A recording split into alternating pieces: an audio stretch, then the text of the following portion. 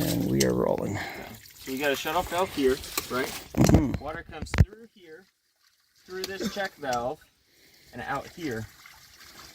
Pressure is built up in this tank right here, which has a tire inner tube, right? Okay. And so to kind of prime the pump, you get pressure in here first. So as water starts flowing back, it pushes this closed and can't send water through here anymore. So essentially no water can go that way, even though there's pressure, except for through this check valve. And then it closes and water keeps ramming this way. And pressure just kind of continually goes through here. So it's basically run off of gravitational pull. Yeah. And much like a vent in a house, a plumbing vent in a house, where you put the vents that go up and it relieves the pressure. Yeah, the what do they call airlock kind of thing. And then this is basically the same thing except it's capped and then it pushes it back to the direction. That's incredible. So by creating a pulse of pressurizing your white cylinder, was that 4-inch PVC? This is 4-inch, yeah. 4-inch pressure bearing, yeah. And you made this yourself. Yep. And so I can. Let me guess. YouTube videos. Yeah. So I can shut this off. That'll continue to pump.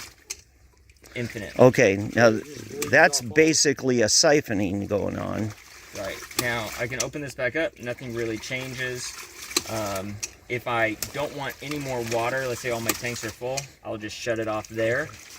And then as soon as I open it, as long as up there is filled with water and we're lower, it'll continue the same thing.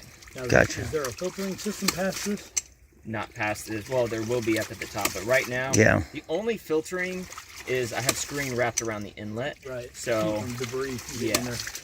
The only thing I just thought of when you said that you could do that is whenever you close this off, stagnated water, and that's going to go straight into your tank. So you may want to make a T up there with a valve that you could bleed off the stagnant water. Smart. Until you get another fresh run of it. Yeah. To get it That in. makes sense. That was the first thing that came to my head. Absolutely. That is incredible engineering.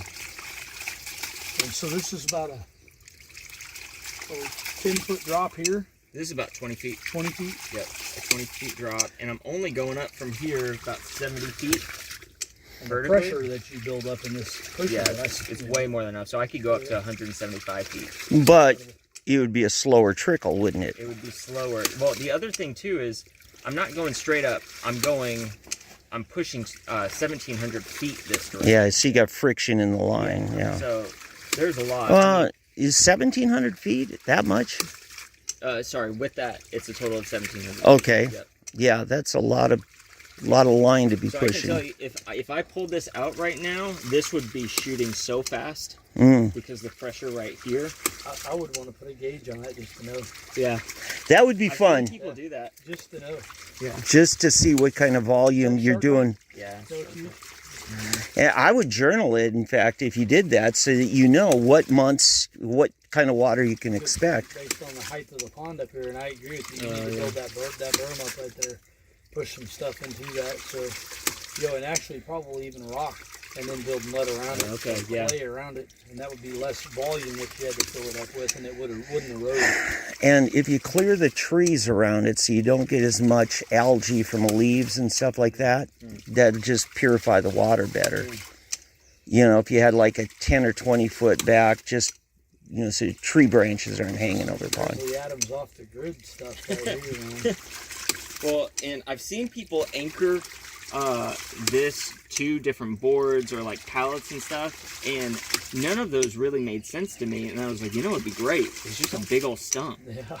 And so I had this from over there already, just in a pile. Right. Yeah. And it's fantastic. Right. And we're just 6 miles from the downtown Tulsa skyscrapers. Right. I know. Yeah. Yeah. Incredible. It's pretty cool. The kids love coming over here and playing. They start shooting each other with this. Right. Yeah. So, get your tank, man. You use that trailer like it's yours, man. Seriously, cool. you can do anything you want. So. Yeah. I'll get a tank tomorrow. I might just see how fast it goes. Yeah. Does it have a sight Honestly, glass or anything on it? Or what's that? the tank? Does it have a sight glass or anything on it so you can see? Yeah, It's you one of those big black. yeah, you want them black. So, Yeah. Keeps the algae from growing, you know. Any sunlight's just inviting. Yeah, so. Well, cool. Well, thanks for the tour of your, it's called a ram pump. Yep. And what parts wise was this $100? I went with the heavier duty pieces Mhm. here. So altogether, not counting the lines, it was probably 150 to 2. Okay. And then how much that poly black pipe cost you? It's $50 for 500 feet, 50 or $60 for 500 feet. I got Okay. 3 rolls of that. So you had 3 rolls, so you connected those, and then is that a polybutylene white? No, that's PEX. Or PEX, right. Yeah, We don't that's use a 1-inch polybutylene. PEX. So you use you're only supposed to, for your drive pipe, which is like the inlet here, you're only supposed to run 100 feet of it at most. And so the way that you compensate for that, just because of friction, is you get a bigger pipe so you have more flow. Yeah. Yeah. And So then that's- it pushes ½ inch out. Okay, so it's a 1-inch inside diameter coming to the pump and a 1/2 inch inside diameter going out. Yeah. All right.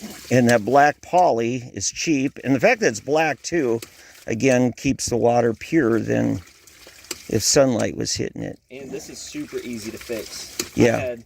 I made a mistake of capping at the top and didn't shut this off, and it just built pressure until it blew.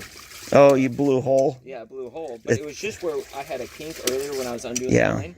And it was the easiest thing to fix because I just walked the line, But not spraying out. that tells you how powerful a pump this is, Yeah, I know, that it can right? blow the line. Yeah, it's true.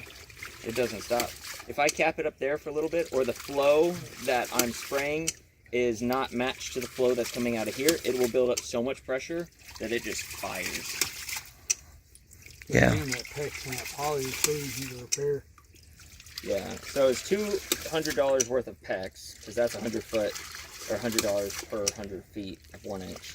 Okay, now again, the clicking sound is happening in that wider 2-inch You can diameter. see the valve here. It snaps shut. as But the pressure the valve is that little white capsule in the middle. That's where your valve, yeah. That's a check valve. That's where the clicking's happening. No, the clicking's right here. Oh, I think these are both check valves. Yeah, they're both one way. Yeah. okay, yeah. So flow goes out this way, but not that way. And flow goes Up and out, but not down and in. correct. Yeah. And that's, yeah, 'cause that's how you're keeping so no air gets in the line too.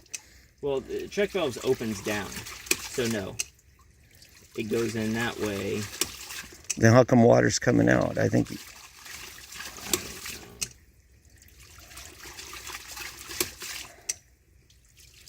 yeah.